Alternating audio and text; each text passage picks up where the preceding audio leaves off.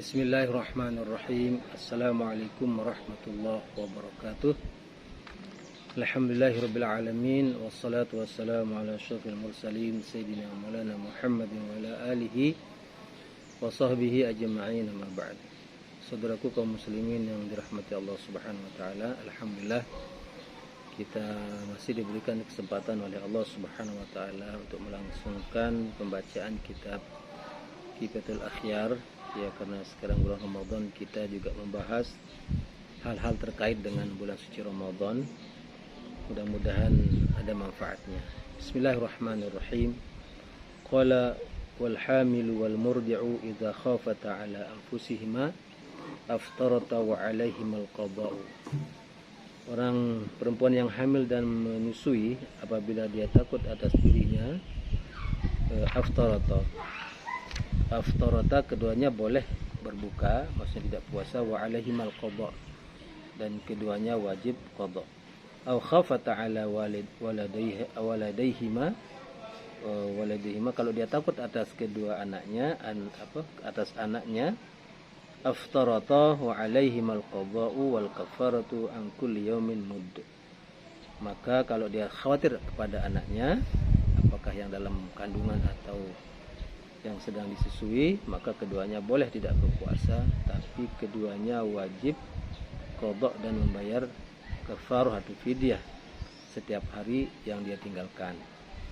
Idza khafatil hamilu awil murdi'u ala anfusihima dararan bayyinan minas shaumi, apabila perempuan hamil atau yang menyusui khawatir atas dirinya saja akan terjadi mudarat yang sangat jelas gitu, disebabkan oleh puasa, mislu dararin nasyi'i lil maridi minal marad, seperti kemudaratan yang timbul yang timbul pada seorang yang sakit disebabkan oleh penyakit.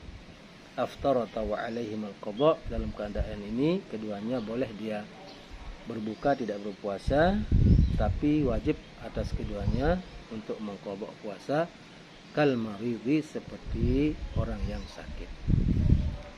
Wasawa'un tadarrara waladu amla. Nah, ketika dia takut pada dirinya ini, apakah anaknya itu terjadi mudarat juga atau tidak, jadi tetap kewajibannya adalah qada.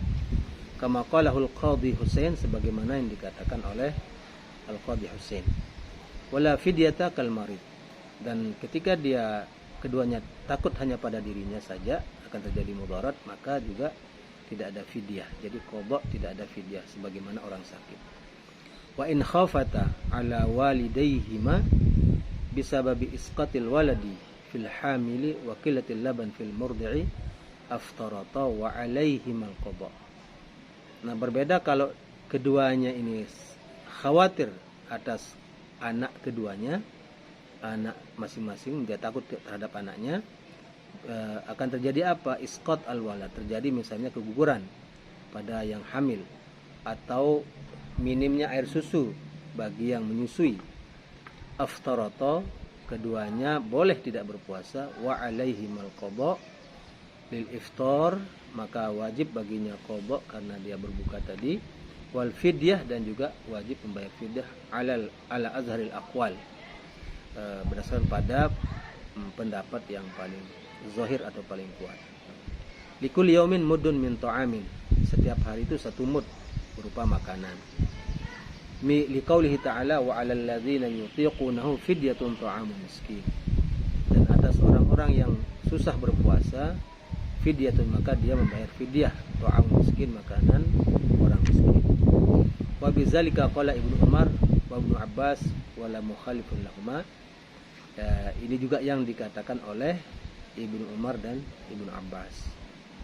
Namun dalam pendapat Ibnu Abbas ini dan Ibnu Umar itu, beliau bagi yang hamil murdi itu mutlak dia hanya bayar fidyah saja, tidak wajib qada, karena Ibnu Abbas, Ibnu Umar mengkiaskan keduanya kepada orang tua yang tidak lagi mampu berpuasa.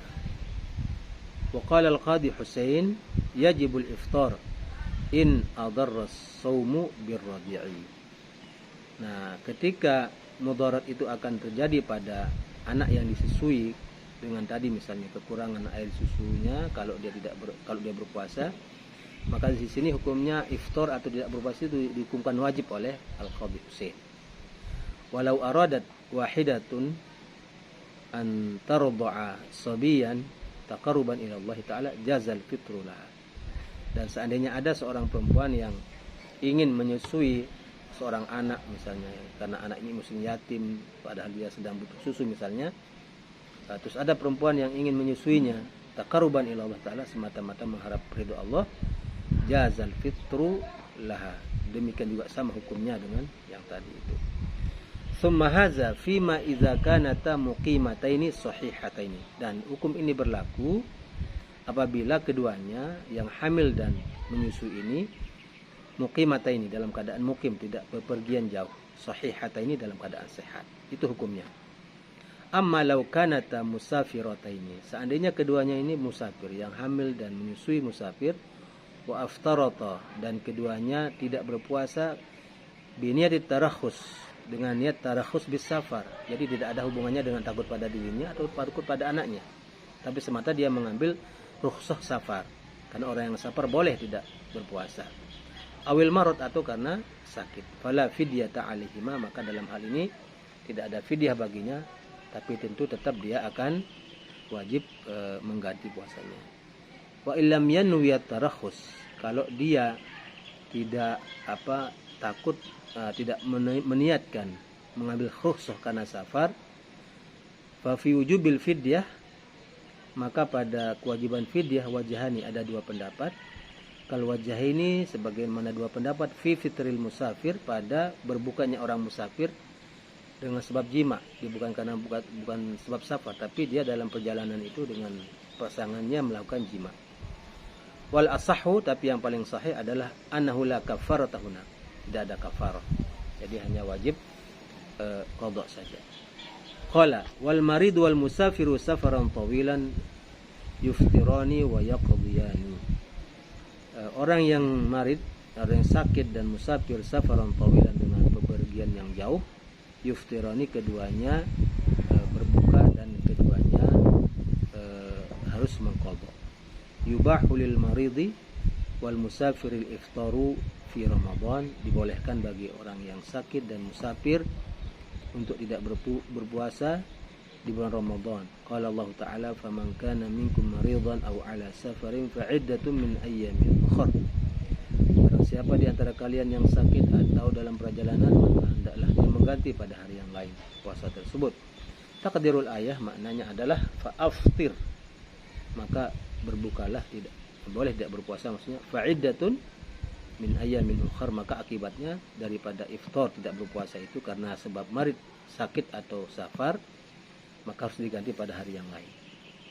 Summa syaratul marid, bagaimana syarat yang dikatakan syarat marid, orang yang sakit? Ayyajida alaman syadidan, orang yang sakit itu merasakan sakit yang sangat, ya, bihais yubihul tayammum, sampai penyakitnya itu membolehkan dia tayamum, saking panasnya itu dia nggak boleh memakai air. Nah, itu sudah dikatakan marad syadid, sakit yang parah gitu, yang membolehkan dia untuk tidak berpuasa. Summa in kana al maradu mutbaqan, dan apabila penyakit itu mutbaq, artinya penyakitnya terus menerus, falahu tarkun niyah minal lail, maka boleh bagi dia untuk tidak berniat dari sejak malam. Wa illa, kalau tidak mutbaq penyakitnya itu, kalau tidak terus menerus penyakit misalnya kayak panas, ya. Wa in kana mutaqatti'an, ya, kalau misalnya sakitnya itu mutaqatti'an, sebentar panas tinggi, nanti kemudian berhenti lagi panas, kaman yahumu waqtan duna waqtin, seperti orang yang demam itu sesuatu waktu demam, sesuatu waktu yang lain juga demam, nuzira, maka ini dilihat. In kana mahmuman waqtas syuru', apabila dia mahmum waqtas syuru', waktunya itu menjelang mau sudah mau menjelang imsak atau mau menjelang subuh, jaza ayatrukan niyah, boleh bagi dia untuk meninggalkan niat. Wa illa, kalau tidak begitu, fa alaihi an yanwi minal lail, maka boleh bagi dia berniat dari malam, yaitu fa in ihtaja ilal iftar aftara. Nanti kalau dia butuh memang harus berbuka, ya boleh dia berbuka. Tsumma hadza idza lam yakhshal halak fa inna khasyahu wajaba alaihi al-fitr. Tsumma idza lam yakhshal halak. Kemudian kalau dia tidak khawatir untuk terjadinya mudarat misalnya, fa inna khasyahu, maka kekhawatirannya itu wajaba alaihi al-fitr, mewajibkan atasnya untuk berbuka. Qalahul Jurjani wal Ghazali. Ini pendapat Imam Jurjani dan Al-Ghazali. Kalau soma, seandainya dia puasa, fa fi in'iqadihi ihtamalan. Kalau dia misalnya apa istilahnya, takut terjadi, tidak takut terjadi adanya kemudaratan, ya, maka kemudian dia berpuasa, fa fi in'iqadihi ihtimalan, maka istilahnya apakah puasanya itu dikatakan sah atau tidak, maka dalam sahnya puasa itu ihtimalan, ada dua kemungkinan, ada dua hal. Qalahul Ghazali, yaitu bahwa dia tetap puasanya sah, tapi karena memaksakan diri berpuasa, ya, maka di situ ada dosanya, ya itu. Jadi tetap sah tapi ada dosa. Wa'lam anna ghalabatal ju'i wal 'atashi kal marad. Bagaimana dengan orang yang kalau puasa itu sangat kelaparan dan sangat kehausan? Apa yang harus diperbuat? Apakah dia seperti orang marid, orang sakit? Kal marad, dikatakan seperti penyakit, ya. Wa amal musafir fa syartul ibahatu lahu an yakuna safaruhu tawilan mubahan. Maka bagi orang yang musafir, syaratnya dibolehkannya untuk iftar itu adalah ayyakuna safaruhu tawilan mubahan, yaitu safar atau bepergiannya itu adalah dalam keadaan safar yang jauh, masafatul qasri, jarak di mana boleh mengqasar salat, menjamak salat, mubahan, dan juga safar itu mubah, bukan dalam rangka maksiat. Fala tarakhus fil qasiri, maka tidak boleh mengambil rukhsah tidak berpuasa kalau perjalanan itu dekat, tidak sampai pada jarak yang telah ditentukan. Li adamil mubih, karena tidak ada yang membolehkannya. Wala fi safaril ma'siyah, dan juga tidak boleh mengambil rukhsah, ya, tidak boleh berbuka kalau safarnya itu adalah maksiat, untuk berbuat dosa. Li anna rukhas la tunat bil ma'asi, karena rukhsah itu tidak bisa ditandai atau disebabkan karena ada maksiat, atau tadi itu karena mubah atau karena yang lain, yaitu yang apa, untuk taat gitu ya. Kalau asbaha mukiman, seandainya seseorang itu di pagi hari dalam keadaan mukim, tidak berpergian, tsumma safara, lalu kemudian dia safar, pergi perjalanan jauh karena suatu hal, dia harus pergi misalnya, fala yuftir, maka tidak boleh membatalkan puasanya. Li'annaha ibadatun istama'a fiha safar wal hadar. Karena dalam kondisi ini, dalam satu orang ini berkumpul dua sebab, ya, dua ilat, yaitu safar, bepergian, dan hadar, yaitu mukim, diam di tempat. Faghalabanal hadar, maka yang kita kuatkan adalah sisi hadarnya, sisi mukimnya, karena dari dia berawalnya adalah mukim, tidak bepergian.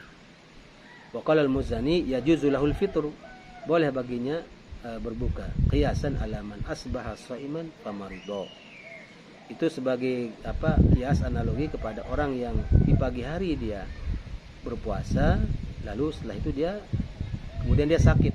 Nah itu begitulah. Jadi boleh bagi orang yang tadinya mungkin kemudian safar untuk berbuka menurut Imam Al-Muzani. Naam, law asbahal musafiru wal maridu shaimain. Taruhlah sekarang orang yang musafir tetap puasa, orang sakit juga tetap berpuasa. Apa? Bagaimana hukumnya? Falahum, misalnya law asbahal musafir wal marid saimani falahum al-fitr, maka baginya boleh baginya untuk berpuasa, berbuka. Li'anna sababal murakhis mawjudun, karena di sini sebab daripada apa?